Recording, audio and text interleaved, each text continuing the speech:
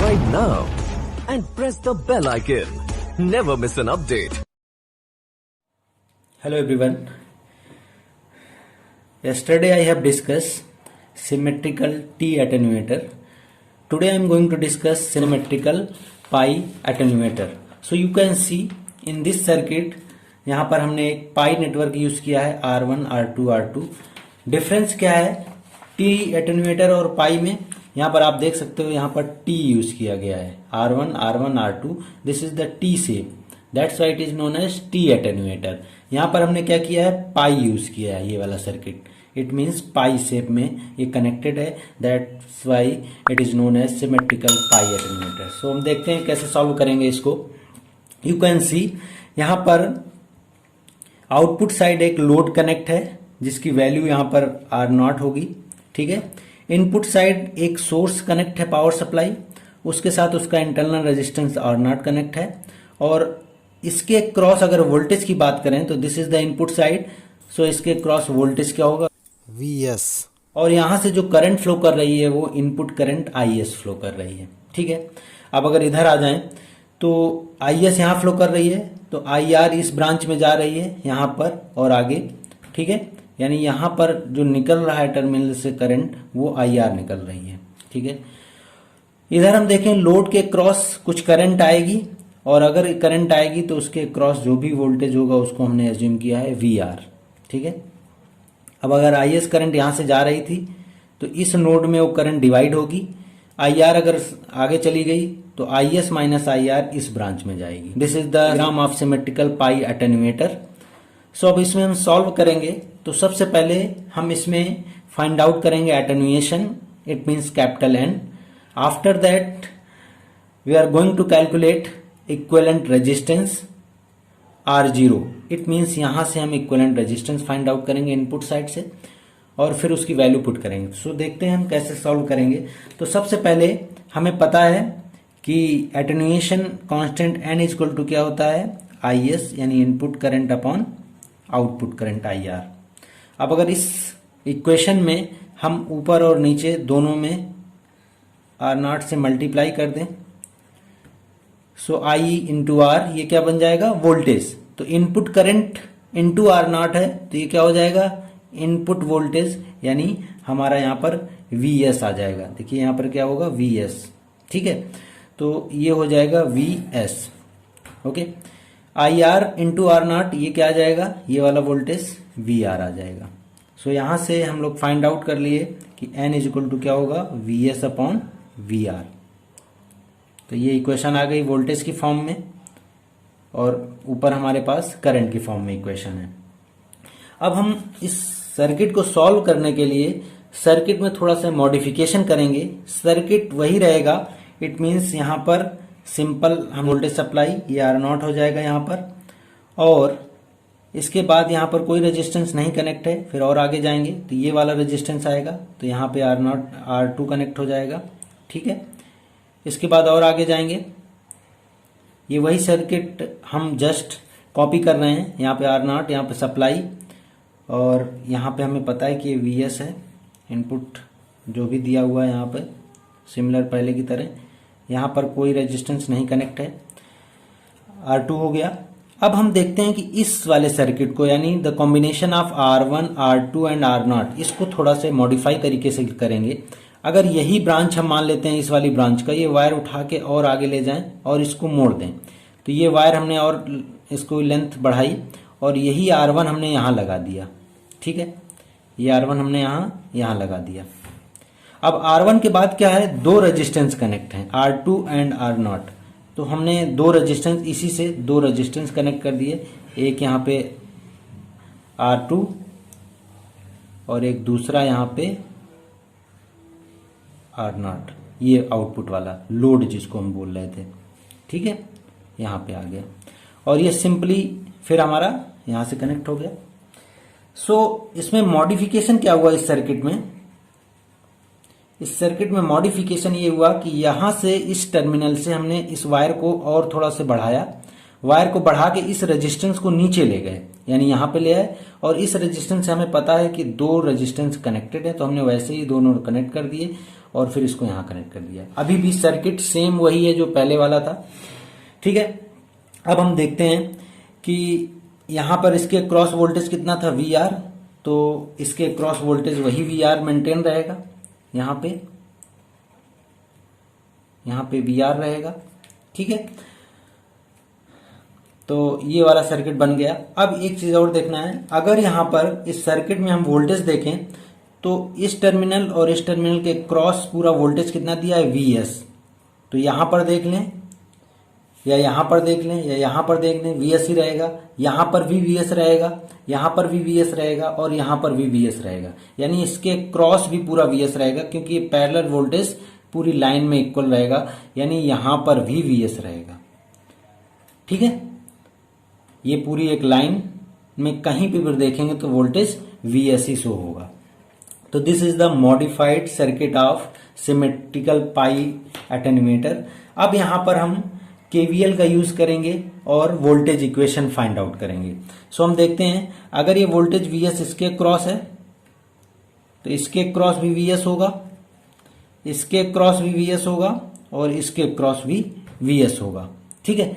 सो हम देख रहे थे कि इसमें करंट कितनी जा रही थी, यहाँ पर करंट जा रही थी, ऊपर वाले सर्किट से देख सकते हैं IS, ठीक है। इस पे करंट कितनी जा रही थी, IR, ठीक है। और यहां पे कितनी करंट आ रही थी, IS माइनस IR। सो हम बोल रहे हैं कि ये VS वोल्टेज यहां पर भी होगा, यहां पर भी होगा, तो इस टर्मिनल के क्रॉस भी VS वोल्टेज होगा। तो अगर इस टर्मिनल के क्रॉस हमें वोल्टेज फाइंड आउट करना है तो VS होगा, और वो VS किसके इक्वल होगा, जो इस ब्रांच में करंट जा रही होगी वो। तो करंट कितनी जा रही है इस ब्रांच में, IS माइनस IR। फिर इस ब्रांच का जो रेजिस्टेंस होगा तो वो कितने आए, R2।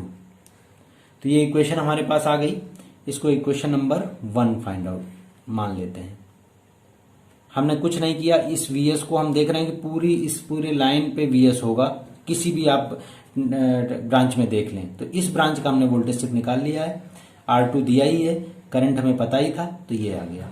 ये इक्वेशन नंबर 1 हो गई, ठीक है।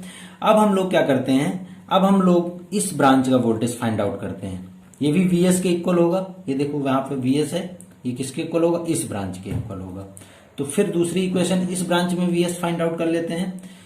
सो यहाँ पे क्या VS होगा, इस वाली ब्रांच में देखो, इस पे करंट कितनी जा रही है इस ब्रांच पे, यही IR जाएगी, यहां से इधर आएगी, ऐसे जाएगी, तो वही IR आ गया यहाँ पे, ठीक है। इस ब्रांच के क्रॉस निकालना था हमें वोल्टेज, तो हम देख सकते हैं क्या होगा, VS इज इक्वल टू, इस ब्रांच के क्रॉस निकालना है तो इस पे करंट कितनी जा रही है, IR। इस ब्रांच में यही करंट जा रही है IR, तो यहाँ आ गई, इनटू रेजिस्टेंस कितना होगा, तो इसमें 3 रेजिस्टेंस लगे हुए हैं, ये दोनों पैरेलल में कनेक्टेड हैं और फिर इसके साथ सीरीज में, तो इसका इक्विवेलेंट क्या होगा, R1 plus R2 R0 upon R2 plus R0। सो ये इक्वेशन नंबर आपकी 2 हो जाएगी। सो हमने कुछ नहीं किया, हमने एक बार VS इस ब्रांच का निकाला है तो ये आ गया, फिर हमने VS इस ब्रांच का निकाला है तो ये आ गया। तो हमारे पास 2 इक्वेशंस आ गई। अब आगे देखते हैं क्या होगा। सो अब देखते हैं क्या होगा। तो हमारे पास ये इक्वेशंस आ गई। अब हम देखते हैं इसको कैसे फाइंड आउट करेंगे। सो इसके बाद हम वैल्यू फाइंड आउट करते हैं VR की। इस वाले वोल्टेज की वैल्यू फाइंड आउट करनी है। तो VR कहाँ है, इस टर्मिनल के क्रॉस है, ठीक है, यानी इन दोनों के क्रॉस है। और ये कैसे लगा है, पैरेलल में वो रजिस्टर लगे हुए हैं। तो अगर इनको कंबाइन कर दें तो एक्चुअली लिखा क्या होगा, R2 R0 upon R2 plus R0, ठीक है। इस पे करंट कितनी जा रही होगी, IR। सो हम लोग कर सकते हैं कि VR क्या होगा, VR is equal to IR into R equivalent of this. तो इसकी जगह हम फाइंड आउट करते हैं क्या होगा, VR is equal to R2 R0 upon R2 plus R0। ये तो उसका पैरेलल रेजिस्टेंस हो गया, इनटू उस पर करंट कितनी जा रही है, IR। ये हो गई इक्वेशन नंबर 3, ठीक है। तो हमारे पास इक्वेशन नंबर। अब हम देखते हैं कि हमने अभी फाइंड आउट किया था एन की वैल्यू क्या थी, V S upon V R, तो उसका यूज करेंगे। तो एन इज इक्वल टू यहाँ पे दिया है V S upon V R. So हम देखते हैं अब कैसे सॉल्व करना है इसको। सो वी एस की वैल्यू हम लोग ऑलरेडी फाइंड आउट कर चुके हैं। वी एस की वैल्यू क्या फाइंड आउट कर चुके हैं, यहाँ से ये वैल्यू फाइंड आउट कर चुके हैं, आई R into this, equation number 2। ठीक है, तो ये वैल्यू यूज कर लेंगे, तो वी एस की वैल्यू यहाँ पर आ जाएगी। So N is equal to हो जाएगा V S is equal to है हमारा I R into R1 plus R2 R0 upon R2 plus R0। ये आ गया आपका VS। सिंपली अगर VR की बात करें तो VR अभी हमने फाइंड आउट किया है, IR, इसकी वैल्यू हो जाएगी R2 R0 upon R2 plus R0। ये आपका VR आ गया। सो यहाँ से IR और IR कैंसिल आउट हो गए। सो हमारे पास क्या बचेगा, हमारे पास अब देखें, इसको सॉल्व करें थोड़ा से, तो n इज इक्वल टू हो जाएगा, अगर यहाँ पर हम ये जो डिनोमिनेटर में है ये ऊपर चला जाएगा, तो यहाँ पे हो जाएगा R2 प्लस R0, ये हो जाएगा। और ये वाले को सॉल्व करेंगे तो यहाँ एलसीएम लेंगे। सो एलसीएम लेंगे तो इसमें क्या हो जाएगा, एलसीएम इन दोनों में से लेंगे तो ये मल्टीप्लाई होंगे, तो R1 R2 plus R1 R0 plus R2 R0, ये तो आ जाएगा ऊपर, और जो हमने एलसीएम लिया वो क्या आ जाएगा, R2 प्लस R0, ये आ जाएगा हमारे पास। और सबसे डिनोमिनेटर में क्या बचेगा, यहाँ पे बचेगा R2 R0। सब देख सकते हो ये कैंसिल आउट हो जाएंगे दोनों, तो हमारे पास n की वैल्यू आ जाएगी। और इस समय हमारे पास n क्या आ जाएगा, अगर इसको सॉल्व करें तो सिंपल सा R1 R2 plus R1 R0 plus R2 R0 upon R2 R, ये आ जाएगा। तो ये हमारे पास फाइनल n की वैल्यू आ जाएगी। यहाँ पर आपको दिख रहा है, यहाँ पर सीधे सीधे ये हमारे पास एटेन्यूएशन आ गया in terms of R1 R2 and R0।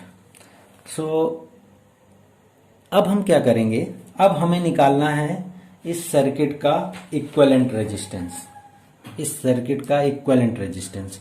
तो अगर इक्विवेलेंट रेजिस्टेंस की बात करें तो सिंपल सा अगर एक हम सर्किट बनाएं तो हमें इक्विवेलेंट किसका निकालना है, एक तो ये R1 हो गया, यहाँ पर क्या लगा है R2 लगा है, फिर इधर क्या लगा है, यहाँ पर भी R2 लगा है, फिर यहाँ क्या लगा है R0 लगा है।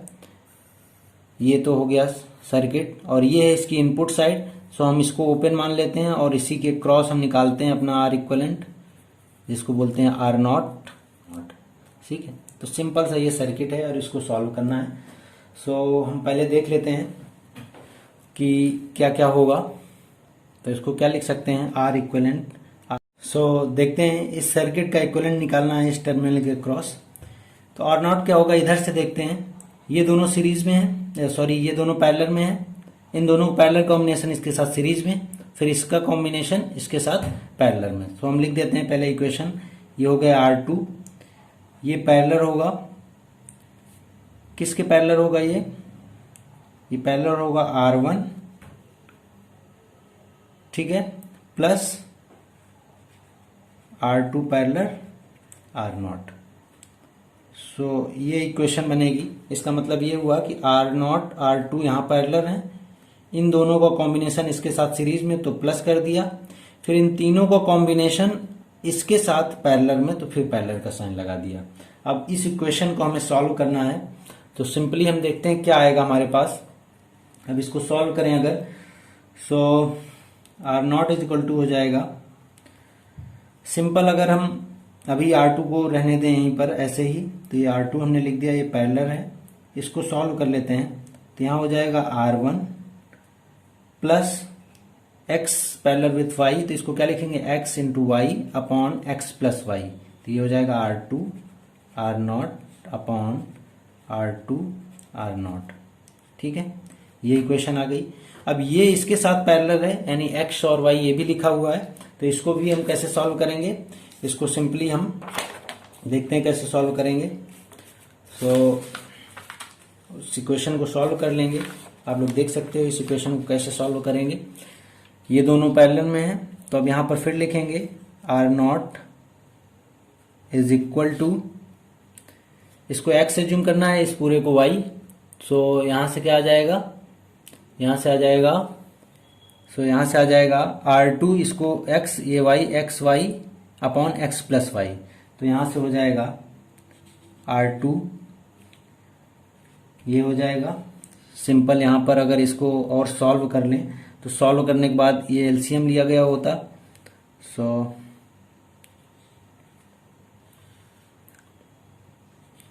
Are two plus R naught multiply होगा तो R one R two plus R naught R one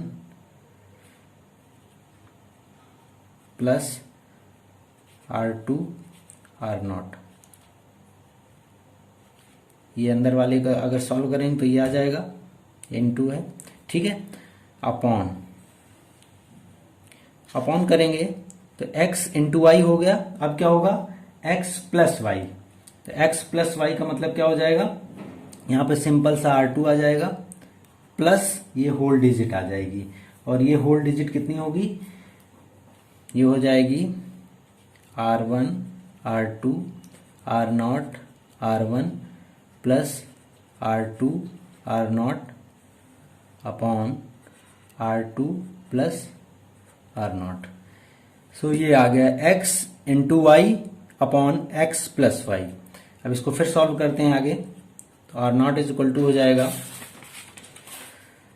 अब एलसीएम ले लेते हैं तो हम देख सकते हैं ऊपर आ जाएगा हमारा, ये लिखा रहेगा। यहाँ जब एलसीएम लेंगे तो ये वाला और ये वाला कैंसिल आउट हो जाएगा।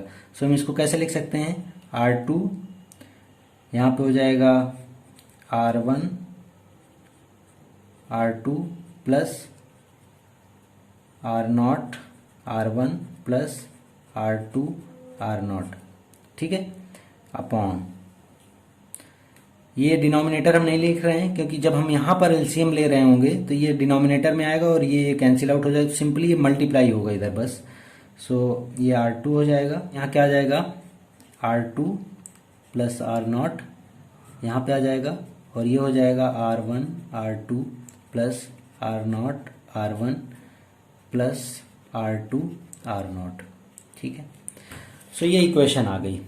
अब हम देखते हैं हम क्या करेंगे इसमें। अब हमारे पास n फाइंड आउट हमने किया था स्टार्टिंग में ही, सो हम देख सकते हैं यहाँ पर हमने फाइंड आउट किया था n की वैल्यू, ये वाली वैल्यू। तो इसको हम लिख लेते हैं कैलकुलेशन की वजह से, पॉइंट ऑफ व्यू से। सो देखते हैं क्या फाइंड आउट किया था हमने, n की वैल्यू फाइंड आउट किया था, n इज इक्वल टू था R1 R2 plus R1 R not plus R2 R naught upon यहाँ पर था R2 R नॉट। ठीक है, अगर इसको इधर मल्टीप्लाई कर दें तो यहाँ पर हो जाएगा n R2 R not is equal to R1 R2 plus R1 R not plus R2 R not, ये आ जाएगा हमारे पास। सो सिंपल हमने इस n की इक्वेशन को क्रॉस मल्टीप्लिकेशन करके हमने ये फाइंड आउट कर लिया। अब यहाँ से देख सकते हो कि इस वैल्यू की जगह पर हम क्या पुट कर सकते हैं, ये पुट कर सकते हैं। सो हम अपनी इस इक्वेशन पे आ जाते हैं, यहाँ पे लिखते हैं R not is equal to, simple यहाँ पर क्या है R2 है, और इसकी जगह क्या पुट कर देंगे n R2 R नॉट। ठीक है, अपॉन हमने ये वैल्यू यहाँ पे पुट कर दी इसकी जगह, अपॉन यहाँ पर है R2 plus R not plus इस होल की जगह हमने क्या पुट कर दिया है, ये वैल्यू, तो यहाँ हो जाएगी n R2 R नॉट। ठीक है, और इसको सॉल्व करो तो R not is equal to क्या होगा। अब देखा जाए तो यहाँ से दिस R2 ये R2 नीचे से कॉमन हो जाएगा। अगर ये R2 यहाँ से कॉमन ले लेंगे तो बाहर आएगा, तो ये सब कैंसिल आउट हो जाएंगे, ये R2 और ये R2। तो हमारे पास क्या बचेगा, NR2 R0, ये वाला सिर्फ बचेगा, क्योंकि नीचे से यहाँ से R2 और यहाँ से R2 जब कॉमन निकालेंगे तो इससे कैंसिल आउट हो जाएंगे, और यहाँ पर डिनोमिनेटर बचेगा R2 plus R0 plus N R0। ठीक है, अब इसका क्रॉस मल्टीप्लिकेशन कर लें अगर हम, तो क्रॉस मल्टीप्लिकेशन के बाद क्या होगा, सिंपल यहाँ पर आ जाएगा R0 और R2 plus R0 square plus N R0 square is equal to N R2 R0। ये हो जाएगा, सिंपल सा हमने मल्टीप्लाई कर दिया है, क्रॉस मल्टीप्लिकेशन। सो अब देख सकते हैं ये यहाँ से कैंसिल आउट होगा, ये स्क्वायर खत्म, ये स्क्वायर खत्म और ये खत्म। तो यहाँ से क्या हो जाएगा, हमारे पास वैल्यू आ जाएगी, अगर इस NR2 को इधर ले आए तो ये R2 है, और ये NR2 जब इधर लाएंगे तो यहाँ से R2 कॉमन निकल आएगा, तो यहाँ क्या बचेगा 1 माइनस N, ये बचेगा। ठीक है, इज इक्वल टू, अगर इन दोनों को हम देखें यहाँ पर उधर ले जाएं, सो ये हो जाएगा R0 और माइनस कॉमन ले लें तो N प्लस 1 हो जाएगा। इसमें भी माइनस कॉमन ले लें इस वाली सर्किट में, सो अगर इसमें भी माइनस कॉमन ले लें तो R2 ये हो जाएगा N minus 1 is equal to minus R0 N plus 1। तो माइनस माइनस कैंसिल आउट हो जाएंगे। ठीक है, सो यहाँ से डायरेक्टली हमारे पास वैल्यू R2 की आ जाएगी, और R2 की वैल्यू यहाँ से क्या आ जाएगी, अगर इस इक्वेशन को देखें तो R2 की वैल्यू हो जाएगी R2 इज इक्वल टू यहाँ पर N plus 1 upon N minus 1, ये हमारी वैल्यू आ जाएगी इनटू R0। तो ये आ गया आपका R2 की वैल्यू। ठीक है, और देख सकते हैं अगर इस n को हम थोड़ा सा और सिंप्लीफाई कर लें तो क्या आएगा, n इज इक्वल टू, अगर इसको सब में डिवाइड कर दें, सो R2 कैंसिल आउट हो जाएगा तो R1 अपॉन R0 प्लस यहाँ से R0 कैंसिल हो जाएगा तो R1 अपॉन R2 प्लस यहाँ से पूरा कैंसिल हो जाएगा तो 1 हो जाएगा। सो यहाँ से क्या आ जाएगा n minus 1 R1 upon R0 plus R1 upon R2। ये हमारे पास एक, इसी से अगर सॉल्व करेंगे तो ये इक्वेशन आ जाएगी। ठीक है, अब हम इस R2 की वैल्यू को इस इक्वेशन में पुट कर देंगे। इट मीन्स, अब देखते हैं क्या होगा, value of R2 putting in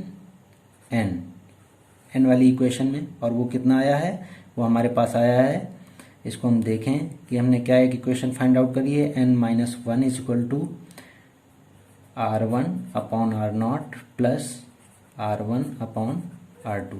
हमने ये इक्वेशन फाइंड आउट करी है वहाँ से।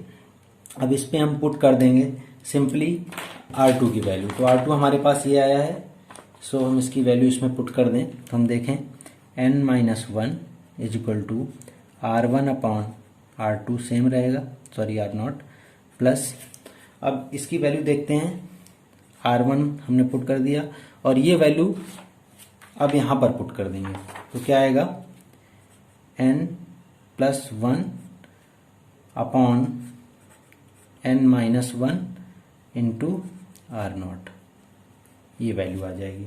ठीक है, अब ये वैल्यू आ जाएगी और इसको अब सॉल्व करेंगे। सॉल्व करने के बाद, कॉमन लेने के बाद हमारे पास यहाँ से रिजल्ट आ जाएगा R1 is equal to R0 n square minus 1 upon 2n।